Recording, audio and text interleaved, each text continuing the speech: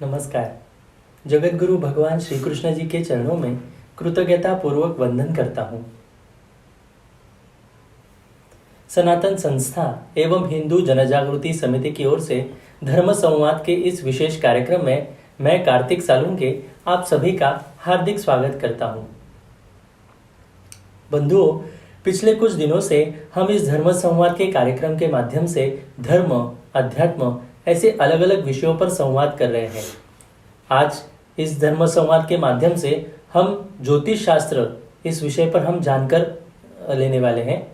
ज्योतिष एक महत्वपूर्ण विषय है और ज्योतिष शास्त्र का हमारे जीवन में क्या महत्व है, यह जानने हेतु ज्योतिष से जुड़े हुए कुछ बिंदुओं पर आज हम इस धर्म संवाद के माध्यम से संवाद करने वाले हैं। हमारे साथ इस संवाद हेतु जुड़े हैं हिंदू जनजागृति समिति के राष्ट्रीय मार्गदर्शक सद्गुरु डॉक्टर चारुदत्त पिंगले जी।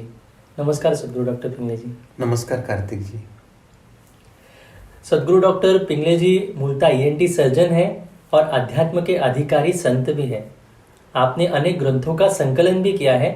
आज हमें उनका मार्गदर्शन मिलने वाला है, तो आइए आज का यह धर्म संवाद का विशेष सत्र में हम उनसे चर्चा शुरू करते हैं। ज्योतिष शास्त्र के ऊपर आज हम ये संवाद ले रहे हैं, जिसमें अलग अलग विषय हम समझ कर ले रहे हैं। मेरा अगला प्रश्न आपसे है कि भारतीय ज्योतिष शास्त्र और पाश्चात्य ज्योतिष में क्या भेद है, इसके बारे में आप हम सभी को मार्गदर्शन करें। बहुत उत्तम और मूलभूत प्रश्न आपने पूछा है कार्तिक जी। वैदिक पद्धति पर आधारित जो भारतीय ज्योतिष फल प्राप्ति के विषय में जानकारी देते हैं, उसके साथ ही अशुभ फलों और उनका जो प्रभाव है उससे बचने का वे मार्ग भी देते हैं। परंतु पाश्चात्य ज्योतिष सिर्फ दृष्ट फलों की बात करता है। एक तरफ भारतीय ज्योतिष पद्धति निर्णय सिद्धांत को मानती है, तो दूसरी तरफ पाश्चात्य ज्योतिष साइंस पर आधारित है। वेदों ने कर्म के आधार पर 3 प्रकार के फलों का वर्णन किया है।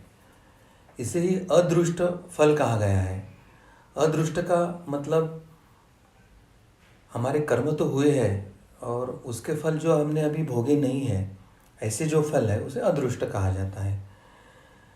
इन अदृष्ट फलों के विषय में पाश्चात्य ज्योतिष चुप रहता है, क्योंकि पाश्चात्य ज्योतिष में अदृष्ट फल की कोई परिकल्पना ही नहीं है और वे दृष्ट फल के बारे में ही चर्चा करते हैं। और दृष्ट फल का जो आकलन है वो भी सर्वेक्षण पद्धति के आधार पर होता है। भारतीय ज्योतिष की मान्यता के अनुसार व्यक्ति का जन्म और भाग्य, इसका आधार उसके कर्म ही होते हैं। यानी भारतीय ज्योतिष जो है वो कर्म फल सिद्धांत और पुनर्जन्म को ज्योतिष का आधार मानता है। अब पाश्चात्य ज्योतिष में पुनर्जन्म और कर्मवाद की मान्यता ही नहीं है, इसलिए उसका ज्योतिष से कोई लेन देन नहीं होता है। और भारतीय वेदों में ज्योतिष के 3 स्कंद बताए हैं: सिद्धांत स्कंद, संहिता स्कंद तथा होरा स्कंद। अब होरा स्कंद में क्या है कि व्यक्ति के जीवन पर ग्रहों का जो परिणाम है, तो उसके जो फल है वो जानने के लिए जन्म कुंडली का निर्माण होता है, उसे होरा स्कंद कहा जाता है। अब सिद्धांत स्कंद जो है उसमें सृष्टि की उत्पत्ति, प्रलय काल और इन दौरान जो ग्रहों की स्थिति एवं काल की गणना का जो होता है वो इस सिद्धांत में आता है। और तीसरा जो है संहिता स्कंद, इसके आधार पर ग्रह, नक्षत्र एवं आपदाओं, मुहूर्त, प्रश्न ज्योतिष इस विषय में गणना करते हैं। तो इस तरह के ये 3 स्कंदों पर जहाँ भारतीय ज्योतिष आधारित है, ये तीनों की पाश्चात्य ज्योतिष में कोई संकल्पना ही नहीं है। जी सद्गुरु डॉक्टर पिंगले जी, अक्सर ऐसे प्रश्न उठाया जाता है कि एक ही समय में एक ही स्थान पर या एक ही घर में, यहाँ तक कि एक ही गर्भ अथवा एक ही माता पिता की जो जुड़वा संतान होती है, इनका भी भाग्य अलग अलग होता है। तो ऐसा क्यों है, इसके विषय में आप हमें बताएं। एक प्रश्न एक जो बचपन में हमारे एक मित्र ने प्रश्न पूछा था कि वर्ग में एक ही शिक्षक पढ़ाते हैं और एक ही विषय पढ़ाते हैं और एक ही समय पढ़ाते हैं, मगर जो अनेक विद्यार्थी है, कोई 90% गुण लेता है, कोई 70 लेता है, कोई 40 लेता है, कोई फेल हो जाता है, तो ऐसा क्यों? तो ऐसे प्रश्न जैसा ये प्रश्न है, ऐसे मुझे लगा, क्योंकि हम आगे उसका उत्तर देखेंगे। एक जो बाह्य समानता होती है कि जहाँ स्थल एक है, काल एक है, दिन एक है, वार एक है, और ये समानता को देखकर हम सबका भाग्य एक होना चाहिए ऐसी अपेक्षा रखते हैं, परंतु जिस व्यक्ति के संदर्भ में हम अपेक्षा कर रहे हैं तो उस व्यक्ति में क्या असमानता है, तो उसको भी हमें ध्यान में रखना है। तो आगे आगे हम देखेंगे कि कौन से तत्वों के आधार पर ये भेद होता है वो। अब आपने जो प्रश्न पूछा कि एक ही समय एक ही माता पिता या जुड़वे भी बच्चे होते हैं तो उनका भाग्य अलग अलग क्यों होता है, तो ज्योतिष जगत इसका एक ही उत्तर देता है, और वो कहता है कि देश काल और परिस्थिति के रूप में व्यक्ति का भाग्य होता है। अर्थात देश और काल और परिस्थिति जब अलग होती है तो व्यक्ति का भाग्य अलग होता है। परंतु भारतीय ज्योतिष शास्त्र के अनुसार व्यक्ति के संचित कर्म भी उसके भाग्य में आते हैं, और यह संचित कर्म जो है वो हर व्यक्ति का अलग अलग होता है। अंततः हर व्यक्ति का भाग्य अलग होता है। अब संचित कर्म यानी क्या, कि उसके अनेक जन्मों के कर्मों का फल है, अलग अलग कर्म है, और जो अभी तक फल उसने भोगे नहीं है, ऐसे अदृष्ट फल जो होते हैं वो संचित कर्म से ही बनते हैं। अब ज्योतिष के अनुसार किसी भी व्यक्ति का भाग्य उसके देश काल और पात्र के अनुसार ही मिलता है। अब किसी देश में अगर एक आधे व्यक्ति का जन्म लिया है तो वो किस घर में जन्म लिया है, किस पात्र के रूप में जन्म लिया है, इस पर भी निर्भर होता है कि उसका जीवन कैसे मिलेगा, और वो अपने इस जीवन में कितने भोगों को भोगेगा और कितने भोग उसके अगले जन्म में जाएंगे। यह सब लोग जानते हैं कि भाग्य हमें हमारे पिछले ही जन्मों के कर्म के फल के स्वरूप में मिलता है। तो आप ही बताइए कि कभी क्या दो व्यक्ति के कर्म समान हो सकते हैं? इसलिए उनके भाग्य समान नहीं है। जब दो व्यक्ति के एक समय पे जन्म हुए या एक साथ जुड़वे जन्म होने के या एक माता पिता से जन्म हुए दो व्यक्ति की चेहरे समान नहीं होते हैं, उनके प्रत्येक के डीएनए अलग होते हैं, उनके हाथों की रेखाएं अलग होती है, अंगूठे पर जो चिन्ह होता है वो अलग होता है। तो इस बात की हम कैसे उम्मीद लगाएं कि सबका भाग्य एक होना चाहिए? ऐसा प्रश्न क्यों नहीं समाज के मन में आता है? ऐसे मुझे लगता है। अब हम देखेंगे कि व्यक्ति की जो पिछले जन्म की स्मृतियां हैं, अनुभूतियां हैं या उसका कर्म है, उसका उसके इस जन्म के भाग्य पर क्या प्रभाव पड़ता है। अब इस जन्म में समझो एक ही समय पे या एक ही माँ के कोख से या कभी जुड़वा है या एक ही अस्पताल में एक ही समय में जन्म होने वाले अलग अलग बच्चे हैं, मगर जन्म में लेने वाले हर व्यक्ति के पिछले जन्मों की अनुभूतियां अलग है, अनुभव अलग है, उसके स्मरण या यादें वो अलग है, उनके जीवन में आए संघर्ष और उसमें से जो सीख मिली है वो अलग है, उनके जन्म लग्न जो ज्योतिषी शास्त्र के अनुसार होते हैं वो भी अलग होते हैं, भले इस जन्म में वो समान लगते हो, और जिसके आधार पर उनके इस चित्त की या मनोवृत्ति की अवधारणा होती है, व्यक्तित्व होता है, वही सब अलग है। ये हमको इसमें से ध्यान में आता है। अब जब व्यक्ति के व्यक्तित्व के अनुसार उनका जो सबकॉन्शियस माइंड है, यानी उनका अवचेतन जो संग्रह की यादें है वही अलग अलग है, उनके पूर्व जन्म के संस्कार ही अलग अलग है, और हिंदू अवलंबी ये भी जानते हैं कि मृत्यु के बाद आत्मा के साथ ये सब यादें, स्मरण, संस्कार वो आगे जाती है। शरीर बदलता है मगर आत्मा तो वही रहता है।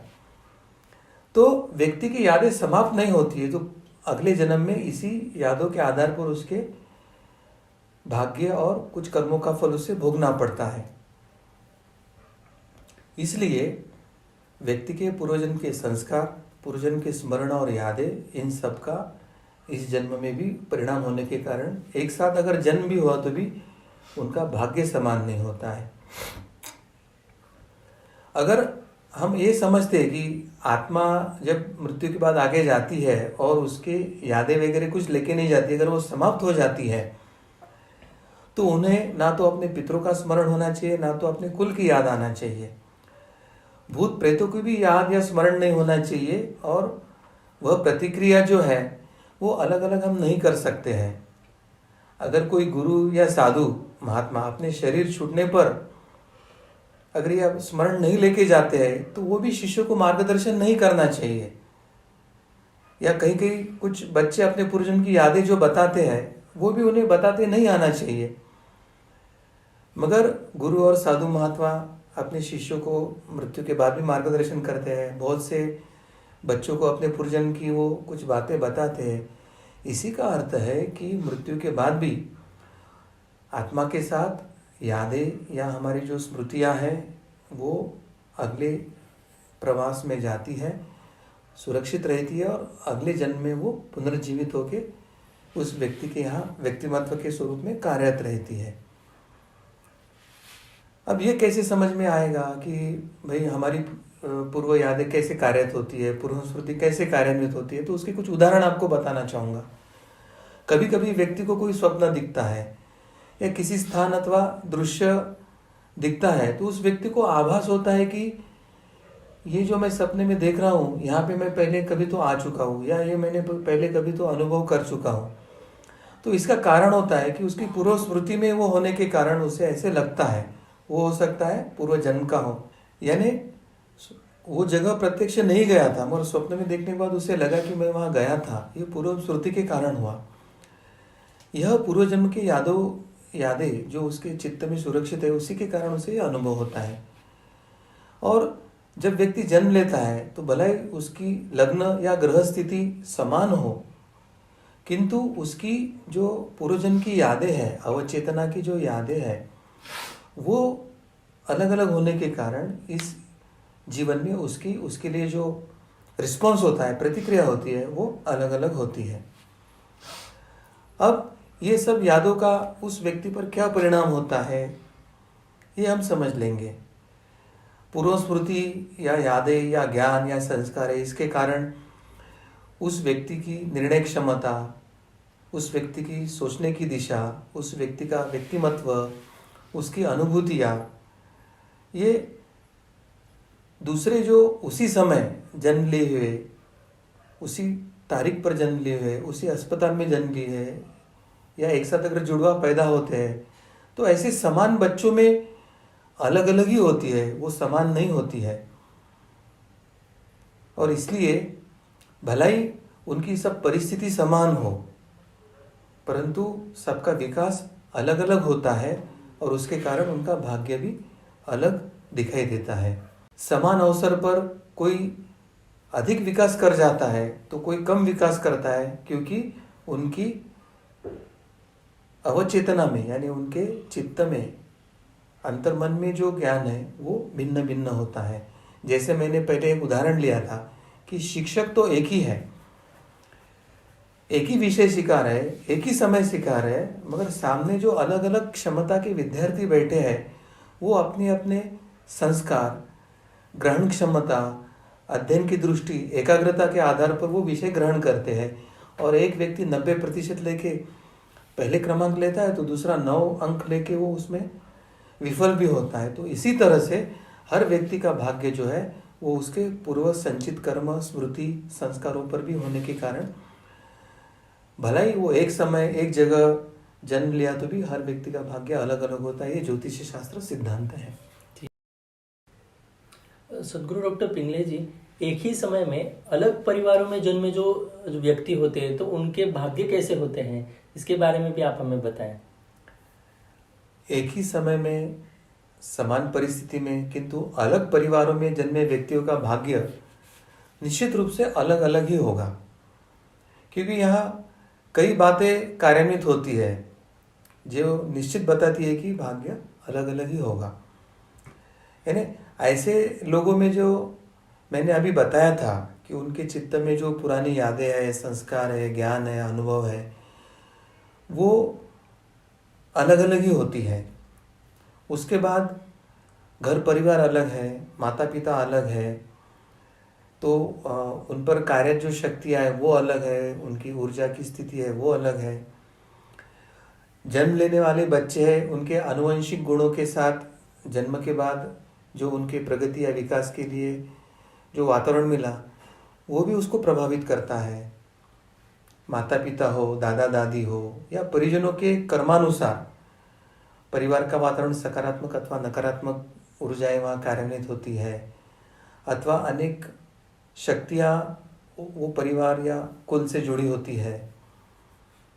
अब घर के संदर्भ में देखें तो वास्तु या घर से संदर्भ में अलग अलग ऊर्जाओं का प्रभाव उस वास्तु में हो सकता है। उनकी जो कुल देवता या देवी है उनकी प्रकृति और कार्य अलग अलग हो सकते हैं। उनके पितरों की स्थिति और पितरों का कष्ट, इसका प्रमाण और परिणाम दोनों अलग अलग हो सकता है। और इन सब दृष्टि से देखें तो वो दोनों का फिर भाग्य अलग अलग होना तय है। और यह सब बातों का उन बच्चों पर जो प्रभाव होता है, इनके कारण उन बच्चों का जो विकास यानी प्रगल्भता है, प्रगति है या सोच है या उनके अनुभव है, ये सब उनको प्रभावित करती है। इसका परिणाम क्या होता है कि भिन्न वातावरण में विकास होता है, परंतु प्रतिक्रिया भी भिन्न हो जाती है, जिससे उन बच्चों की उन्नति की या भाग्य की जो दिशा है वो अलग हो सकती है। लाखों वर्षों के जो संचित आनुवंशिक जो गुण है या उसमें जो परिवर्तन हो रहा है, उसका भी प्रभाव बच्चों के प्रकृति या व्यक्तिमत्व पर पड़ता है। अब परिणाम क्या है कि एक बच्चा जो है एक ही समय दूसरे परिवार में भी जन्मा है, एक परिवार में जन्मा है, तो वो पूर्णतः अलग है, उनका भाग्य अलग हो गया है। जब एक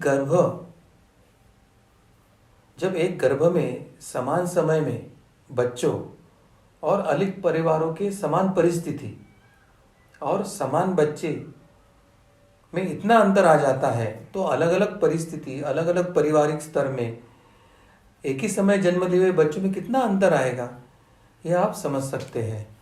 इसलिए कोई बच्चा गरीब परिवार में जन्म लेता है तो कोई राजा बनकर आता है, जबकि समय समान है, परंतु एक जन्मा राजा बनता है तो दूसरा राज्य गंवाकर भिखारी बन सकता है। तो ऐसी विविधता एक ही समय पर जन्म वाले बच्चों में भी हम अनुभव कर सकते हैं। जी, सदगुरु डॉक्टर पिंगले जी, मुझे इसमें ही प्रश्न आपसे पूछना था कि एक ही अस्पताल में समझो किसी प्रसूता ने एक ही समय पर अगर 2 जुड़वा बच्चों को जन्म दिया है, तब भी उनका भाग्य अलग होता है? अब जुड़वा बच्चों की परवरिश समान पर्यावरण या समान परिस्थिति में होती है, ये सत्य है, किंतु अनुभव ऐसे आता है कि उनमें से आगे चलकर एक बड़ा राजनेता बना है तो दूसरा एक अपराधी बना है। ऐसे उदाहरण हमारे इतिहास में है। सामान्यता लोगों को यही लगता है कि ऐसी स्थिति में लग्न चक्र सहित जो सभी ग्रह नक्षत्र है वो पूर्णतः एक होने के कारण वो दोनों का जीवन और दोनों के जीवन का फलादेश एक ही होगा, ऐसे लोगों की अपेक्षा होती है, ऐसे लोग मानते हैं। किंतु वास्तविकता में ऐसे नहीं होता है। जिस प्रकार पानी में एक पत्थर फेंकने से लहरें उत्पन्न होती है और एक लहर विलुप्त होने के साथ दूसरी लहर जन्म लेती है और यह क्रम ऊर्जा के क्षय होने तक जारी रहता है, उसी प्रकार हमारे कर्म फल सिद्धांत का भी कार्य शुरू रहता है।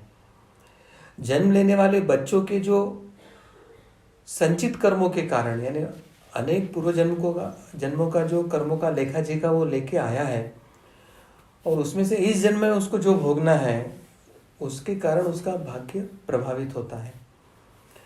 2 बच्चों ने एक ही माँ के गर्भ में समान समय पर जन्म तो लिया है, उस समय निश्चित समय भी एक था, ग्रह नक्षत्र और तारे इनकी स्थिति भी एक थी, परंतु उनके पूर्व जीवन एक नहीं थे, उनके पूर्व कर्म एक नहीं थे, उनकी पूर्व स्मृति संस्कार एक नहीं थे, पूर्व पाप पुण्य ये जो इस जन्म के लिए लेके आए वो भी एक नहीं होने के कारण कर्म फल न्याय के अनुसार बाह्य परिस्थिति यानी ग्रह नक्षत्र तारों और समय दिन एक होने के बाद भी वो दोनों का भावी जीवन जो है वो विपरीत हो सकता है। जी, सदगुरु डॉक्टर पिंगले जी, आपने अभी जैसे बताया तो इससे ध्यान में आता है कि हर व्यक्ति अलग है, हर व्यक्ति का प्रारब्ध अलग है, हर व्यक्ति का भाग्य अलग है। इससे हमें ये सभी को सुस्पष्ट हुआ होगा। मेरा अगला प्रश्न आपसे यही है कि जो पक्षी होते हैं, पंछी, तो पंछियों के व्यवहार के आधार पर लगाए जाने वाले जो अनुमान होते हैं, तो इसके कुछ अधिक जानकारी आप हमें दे सकते हैं क्या? कार्तिक जी, आपने इस भारतीय परंपरा का एक बहुत महत्व के अंग को आपने स्पर्श किया है। ये अत्यंत हमारे धरोहर वाले विषय है। पक्षियों के व्यवहार के आधार पर भी कुछ ज्योतिषी गणित या कुछ आने वाली वर्षा के अनुमान लगाए जा सकते हैं। जैसे कौवों ने पूर्व दिशा में घोंसला बनाया तो वर्षा अच्छी होती है, यह संकेत है। या पश्चिम दिशा में बनाया तो वर्षा अल्प होगी अथवा सूखा पड़ने की संभावना है, ऐसा एक संकेत पक्षियों के आचरण से हमें दिखाई देता है। अब पावशा नामक एक पक्षी होता है, उसका आगमन होने से वर्षा होती है। अब धोबी पक्षी होता है तो उसके आने से भी वर्षा होती है। आज भी ग्रामीण क्षेत्र में पक्षियों के व्यवहार के आधार पर खेती की योजनाएं बनाई जाती है, ये वास्तव हमें स्वीकारने की आवश्यकता है। और ये वास्तव छोड़ के हम आधुनिक इस मौसम विभाग पर ही डिपेंडेंट होने के कारण कहीं तो हमारे किसानों के ऊपर हम आपत्ति या लाद तो नहीं रहे ना, इसका भी चिंतन और विचार करने की हमें आवश्यकता है। इस परंपरागत जो हमारा ज्ञान है, इसका जतन और उसके ऊपर शोध कार्य होने की बहुत आवश्यकता है और सरकार इसमें ध्यान दे, ऐसे हमारी अपेक्षा भी है। परंतु विदेशों में हाल में की एक शोध कार्य किया गया और उसके अनुसार व्यक्ति अगर गाय के सानिध्य में रहता है तो उसका मानसिक तनाव अल्प होता है, ऐसा एक संशोधन आरोग्य से संबंधित पशु के सानिध्य से एक हुआ है।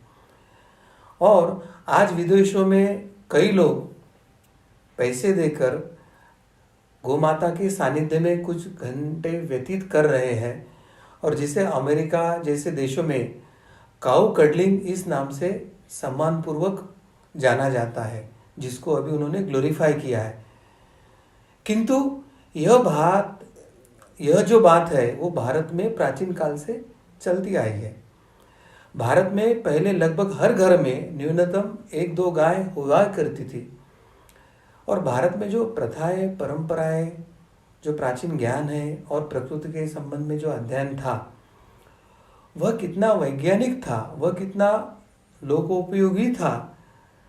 यह पंचांग में की गई भविष्यवाणियाँ, प्राकृतिक गतिविधियों के निरीक्षण अथवा गोमाता के सानिध्य में जो आज जो शोध चल रहे हैं, इससे एक धीरे धीरे प्रमाणित हो रहा है। किंतु आधुनिकतावादी या कथित जो विज्ञानवादी है, वो लोग धर्म तथा ज्योतिष को झूठ प्रमाणित करने में जुटे हुए। ये हमारे देश का सबसे बड़ा दुर्भाग्य है। इन विज्ञान का भान या विज्ञान वृत्ति बढ़ाने के लिए प्रयास करने वालों की अवैज्ञानिकता का जितना आलोचना करे उतनी अल्प है, क्योंकि इन सब शास्त्रों को झूठा ठहराने के लिए उन्होंने कोई एक प्रयोग तक नहीं किया है और वे स्वयं को विज्ञान वृत्ति के और प्रयोगशील मनोवृत्ति के मानते हैं। यह एक बड़ी विडंबना है, ऐसे मुझे लगता है। जी, सदगुरु डॉक्टर पिंगले जी, मैं सबके मन का एक प्रश्न आपको पूछना चाहता हूँ कि 100% अचूक भविष्यवाणी के लिए क्या आवश्यक है, इसके बारे में आप हमें बताएं। बहुत मूलभूत प्रश्न है। सामान्यतः वर्तमान समय में जो आजकल जन्म कुंडली बनाई जाती है और उसके आधार पर जो ज्योतिष बताया जाता है, उसकी अचूकता केवल 30 से 35% तक ही है। यह हमें वास्तविकता स्वीकारने की आवश्यकता है। अब इसका कारण भी हम जान लेंगे। ज्योतिष्य का जो ज्ञान है वो ज्योतिष्य बताने वाले व्यक्ति की साधना एवं उसके अध्ययन की सूक्ष्मता, इसके अनुसार उसकी अचूकता में वृद्धि होती है। और बहुत से ज्योतिष साधना ना करना या ऊपरी ऊपरी अध्ययन करने के कारण, एक व्यावसायिक दृष्टिकोण रखने के कारण उसमें चूकों का प्रमाण बढ़ता है। यह हमें समझने की आवश्यकता है। अब अभी जो कुंडली बनती है वो नर्स या डॉक्टर ने बताए समय पर बच्चों की जन्म कुंडली बनती है तो 30 से 35% उसका फल होता है, अचूकता आती है। शिशु के जन्म के समय जब उसका सर नीचे दिखाई देता है, यानी जन्म के लिए जो नर्स है, डॉक्टर है, उनको बच्चों का सर जब दिखाई देता है, वो समय अगर हम नोन करके उसको लेकर हम जन्म कुंडली बनाते हैं तो वो अधिकतम 38% तक अचूक बनती है। अब उससे भी अगर थोड़ा समय पीछे जाते हैं, यानी जब गर्भाशय में पहला आकुंचन होना प्रारंभ होता है, यानी जिसे हम लेबर पेन्स कहते हैं, यानी माता को अभी शिशु जन्म के लिए गर्भ का आकुंचन होके गर्भ प्रसूति वेदना शुरू होती है, उस समय को अगर ध्यान में रखकर अगर जन्म लेने वाले बच्चे की कुंडली बनाई जाती है तो वो 44% तक अचूक उससे ज्योतिष्य का प्रेडिक्शन हो सकता है।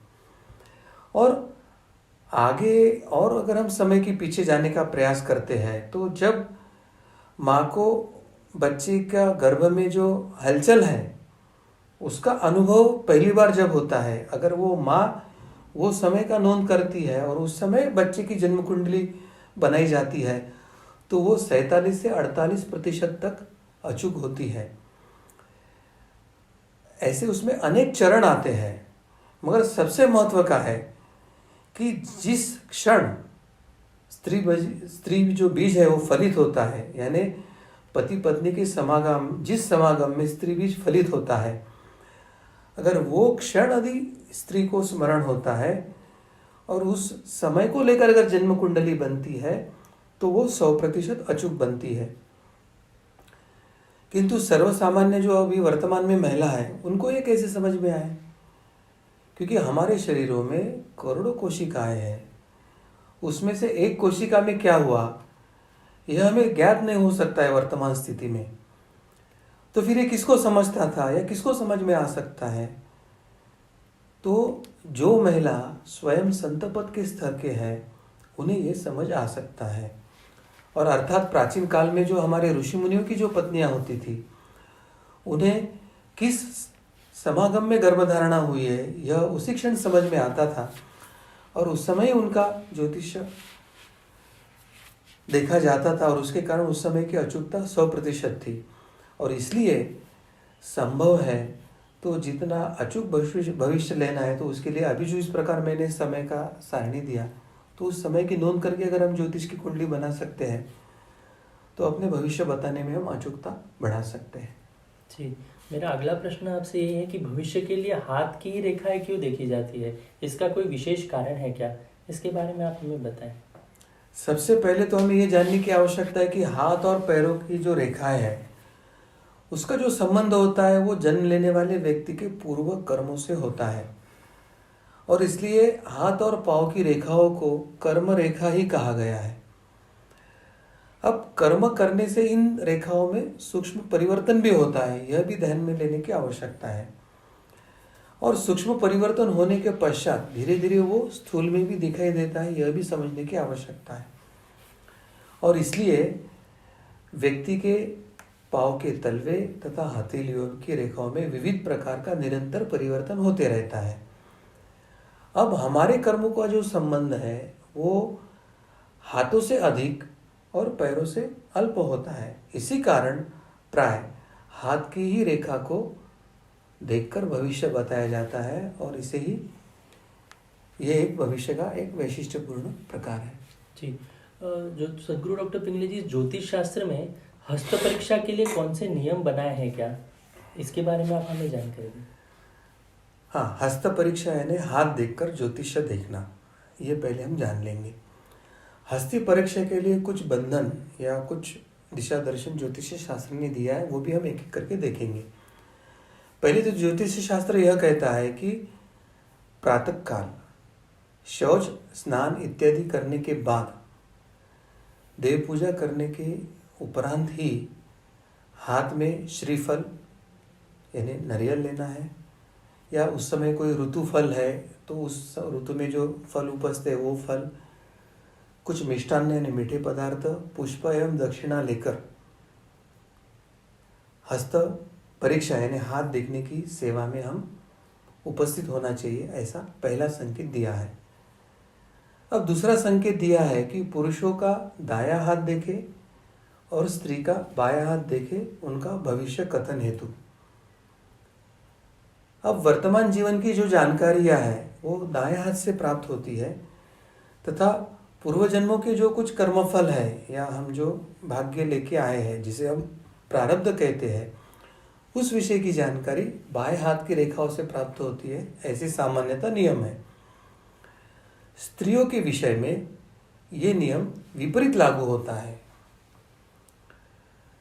तीसरा जो सूत्र बताया कि हस्त परीक्षा का सर्वोत्तम काल प्रातः काल है, यानी सूर्योदय या सवेरे सवेरे ही हाथ देखना चाहिए।